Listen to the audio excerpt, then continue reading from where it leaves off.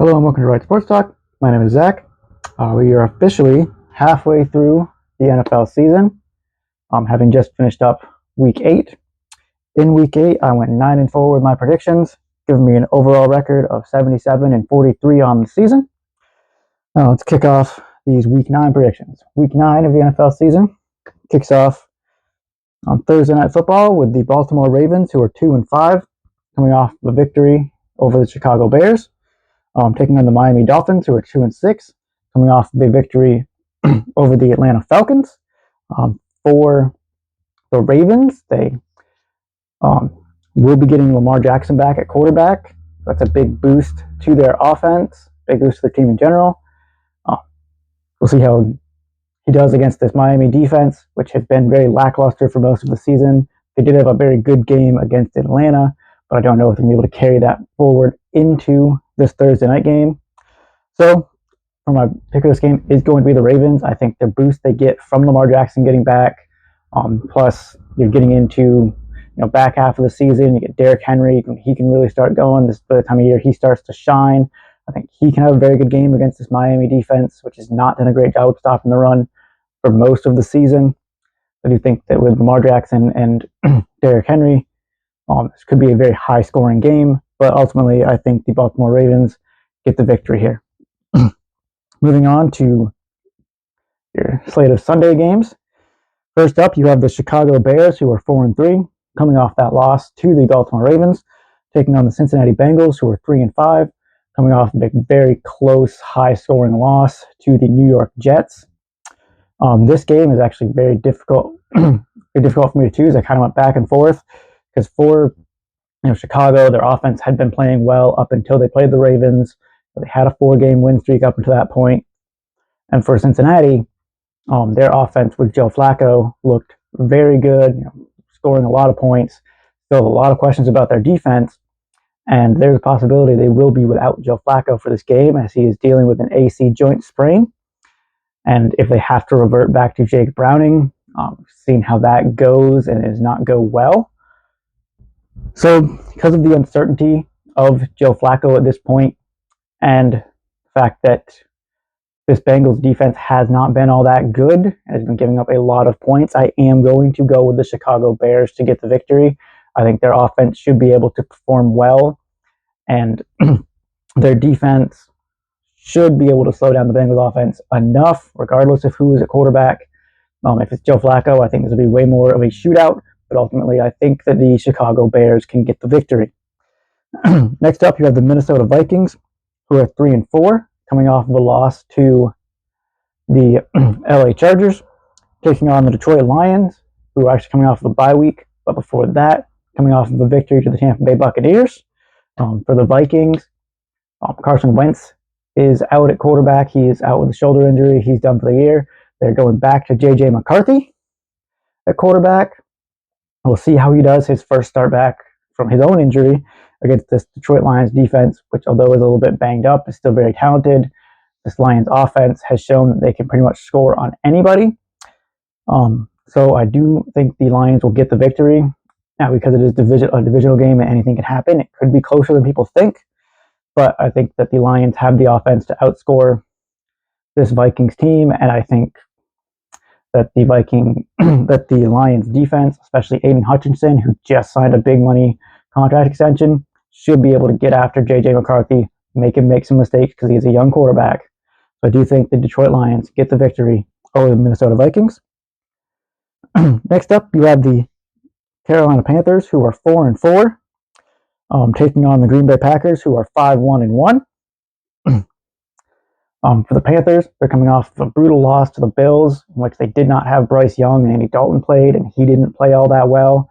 For the Packers, they're coming off a victory over the Pittsburgh Steelers, which they really struggled the first half of that game. But the second half, they really picked it up. Their offense got clicking. Tucker Kraft had a very good game.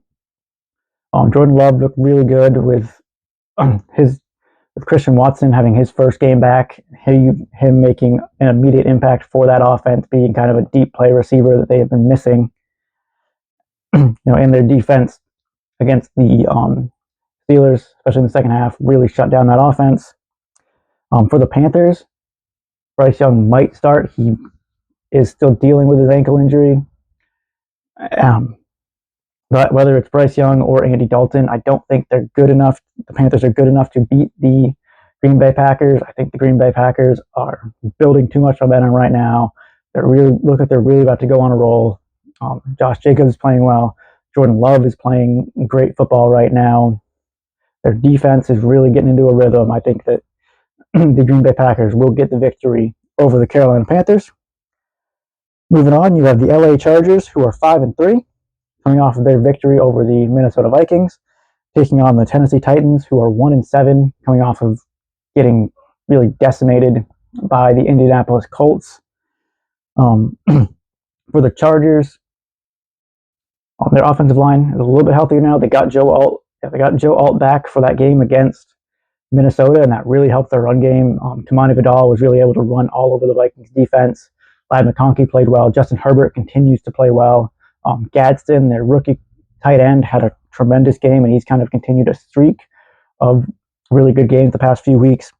And for the Titans, there's not much positive to say about the Titans right now. Their offense is really struggling. Their defense can't really stop anybody, especially the run. I think Tamani Vidal should have a very good game against this defense that has really struggled against the run. So I do think the LA Chargers will get the victory over the very woeful right now Tennessee Titans. Moving on, you have the Atlanta Falcons, who are 3-4, coming off of their blowout loss to the Miami Dolphins, taking on the New England Patriots, who are 6-2, coming off of a victory over the Cleveland Browns. The Patriots are on a bit of a win streak right now. Drake May is playing very good football. Have done a very good job of not turning the ball over up until that Browns game. They did have a couple turnovers, but they were able to overcome those.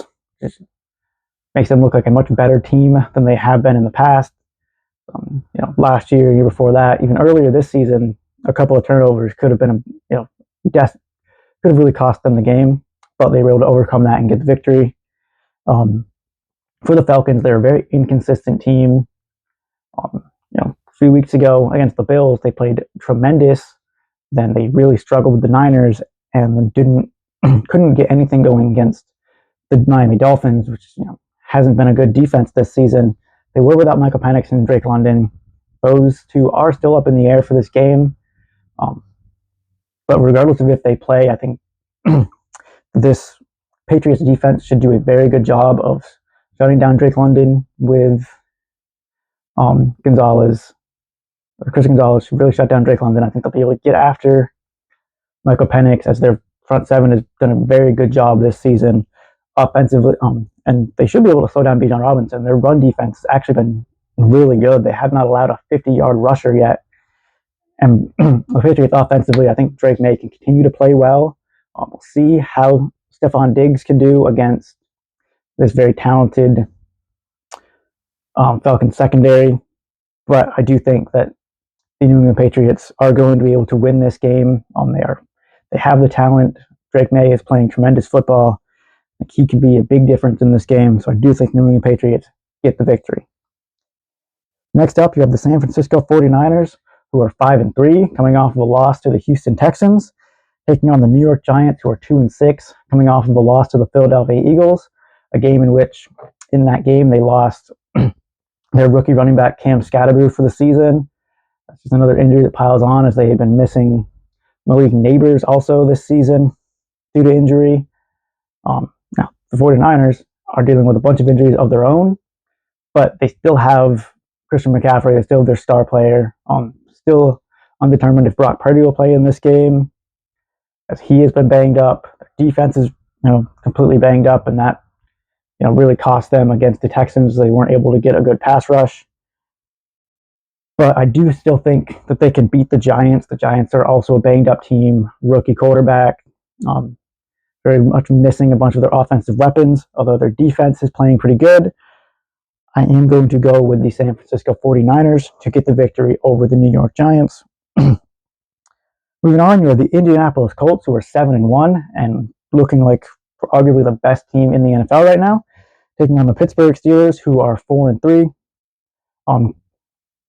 Indianapolis coming off their big victory over Tennessee Titans. Steelers coming off of their loss to the Green Bay Packers. One of the things that really stuck out for the Steelers in that game was how bad their defense played, especially in the second half. Their defense is a little bit older, and they very much looked it in that game.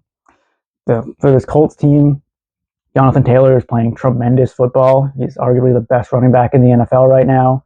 I think he's already at double-digit rushing touchdowns, and they're 8 games into the season. Daniel Jones is playing very good football, continuing to not turn the ball over, being a very efficient quarterback, doing what he needs to for the team to win. And I think that continues into this game. I think that the Indianapolis Colts, behind their efficient offense, very good running back Jonathan Taylor, and their defense, which is better than people really want to think. They're kind of an overlooked defense. It's not talked about a lot, but they are playing very well. I do think the Indianapolis Colts get the victory over the Pittsburgh Steelers. Next up, you have the Denver Broncos, who are 6-2, coming off of a victory over the Dallas Cowboys, taking on the Houston Texans, who are 3-4, coming off of their victory over the 49ers.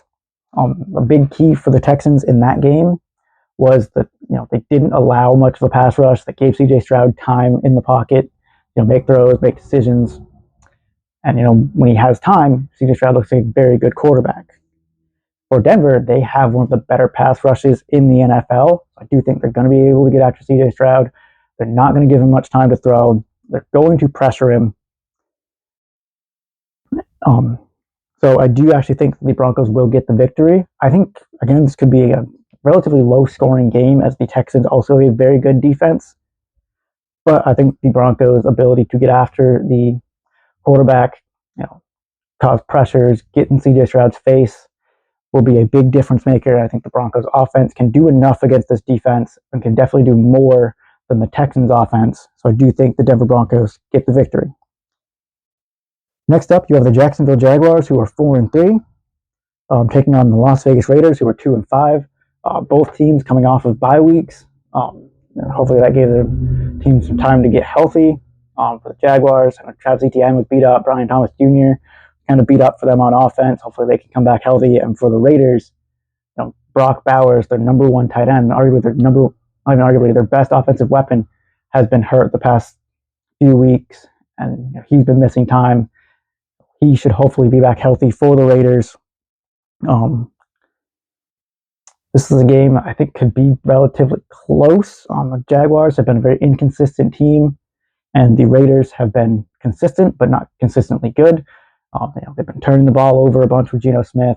Their defense really only has one really good piece, and that's Max Crosby.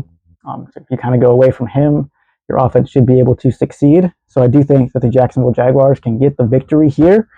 And it's less so about my confidence in the Jaguars' ability and more so my belief that the Raiders will be incompetent.